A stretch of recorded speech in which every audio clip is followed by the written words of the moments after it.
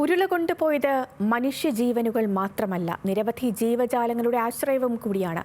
മുണ്ടക്കയിൽ നിന്നും അത്തരമൊരു കാഴ്ചയിലേക്ക്.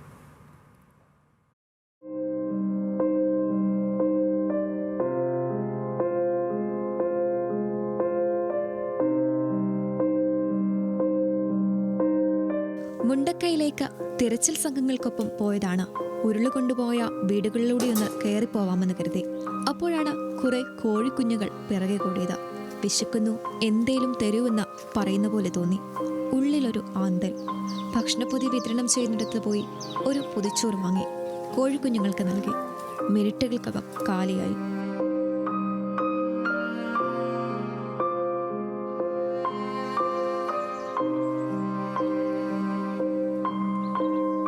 ഇനി എന്ത് നൽകുമെന്ന വീണ്ടും ചിന്ത. അപ്പോഴാണ് തിരച്ചിൽ നടത്തുന്നവർ ബാക്കി വെച്ചു പോയ ബ്രെഡ് കണ്ടത്. അതും നൽകി.